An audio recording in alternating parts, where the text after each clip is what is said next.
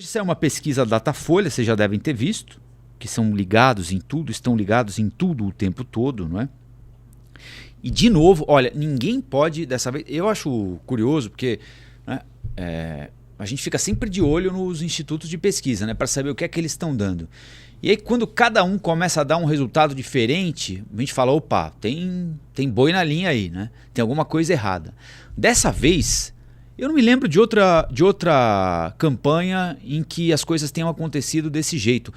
Todos os institutos de pesquisa estão na mesma vibe. Eles estão dando os mesmos resultados. Com a diferença de um ponto para cá, um ponto para lá, o que às vezes faz com que um candidato fique na frente do outro em um instituto e no outro diferente. Mas no geral, a compreensão que a gente obtém das pesquisas há uns 15 dias já é a mesma. Qual é a compreensão? Que hoje existe um bloco, aquele bloco que existia lá na pré-campanha do Nunes com o Boulos, isolados em primeiro lugar, ora um, ora outro. Esse bloco continua existindo, mas agora com um terceiro competidor empatado com eles, que é o Pablo Marçal. Exatamente o mesmo resultado das últimas pesquisas ao longo dos últimos 15 dias. Então, nesse momento aqui, depois da chegada do Pablo Marçal, da ascensão do Pablo Marçal, nada mais mudou. Ele conseguiu consolidar um patamar muito interessante de votos para quem se viabilizou como candidato em cima da hora e era desconhecido para maior parte do público. Muita gente o conhecia da internet, né, mas a maior parte do público não o conhecia. Ele conseguiu se juntar ao deputado federal mais votado de São Paulo, candidato a prefeito na última eleição, ou seja, uma figura popular, candidato a presidente da República em 2018, né? Uma figura muito popular, muito conhecida, um rosto muito conhecido, e é o atual prefeito da cidade. Então ele chegou e ficou. Hoje o Datafolha mostra Guilherme Boulos com 23% das intenções de voto, Nunes e Marçal com 22%, ou seja, há um empate técnico em primeiro lugar. Vocês já imaginaram o que vai acontecer se nós chegarmos assim no dia 5 de outubro, por exemplo, que é a véspera do primeiro turno? Que apuração nós teremos em São Paulo? Porque hoje, né, qualquer um deles pode ficar fora do segundo turno. O Boulos, o Nunes, o Marçal, né, provavelmente. É claro, até lá tem chão ainda, né? Tem muito debate, muita sabatina, muita campanha, muita entrevista, muito tudo. Mas se a coisa, como já está assim há 15 dias, se continuar assim pelo próximo período, nós teremos um domingo à noite de apuração absolutamente emocionante em São Paulo. E impossível de prever também.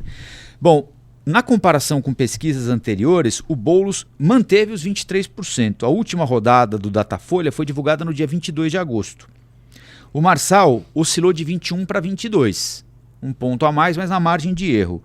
O Nunes foi de 19 para 22. O prefeito de São Paulo mostrou alguma recuperação, mas também oscilação dentro da margem de erro. Então, todos eles oscilaram na margem de erro. A pesquisa, portanto, é idêntica à pesquisa anterior para esses três.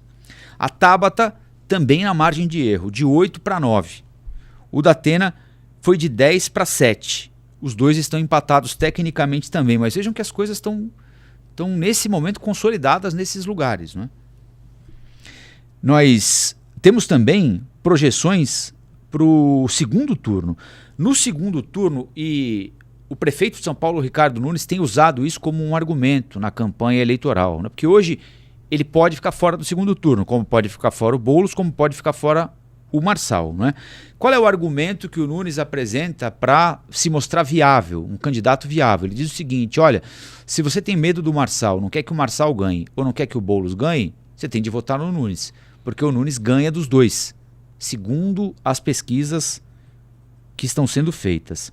Num primeiro momento, o Ricardo Nunes vence o Pablo Marçal e vence também o Guilherme Boulos. O Boulos vence o Marçal por uma diferença um pouco menor. Rejeições, esse é um dado importante também. Marçal, olha, esse é um dado interessantíssimo, aliás, porque ao mesmo tempo em que o Marçal teve uma explosão, né, na intenção de votos, a rejeição dele, para alguém que não existia na política eleitoral. Ele já foi eleito deputado federal, não pôde assumir por um problema no registro, né? Já quis ser candidato à presidência, mas ele não é um político, né? Assim, para quem não é político, ter a maior rejeição entre todos os candidatos é um problema. E ele se aproxima de uma rejeição que o inviabiliza como candidato vencedor, né? Porque os marqueteiros, os especialistas em campanha dizem que com 40% de rejeição um candidato é inviável. O Marçal hoje tem 38% de rejeição, o Boulos 37%. Vejam só o tamanho da rejeição desses dois, né? O Datena tem 32%. Eles são os candidatos com as maiores rejeições. O Marçal tem sido alvo, assim como ele tem sido alvo também de uma campanha negativa muito dura, né? Por parte da Tabata, por parte do Boulos, por parte do Ricardo Nunes e por parte do Datena. E parece que está fazendo efeito, porque a rejeição dele já era de 34%, já era alta, foi para 38%. A do Boulos era 37%, está em 37%. A do Datena era 32%, ficou em 32%. A do Nunes era 21%. A do Nunes está em 21%, era 25%. Caiu a rejeição ao Nunes. A da Tabata era 18%, caiu para 17%. Esse é um dado tão importante quanto a intenção de votos a essa altura do campeonato. Até por isso, a intenção de votos num eventual segundo turno do Nunes é maior do que no primeiro turno. Ou seja, ele vence com folga aqueles com quem ele empata no primeiro turno.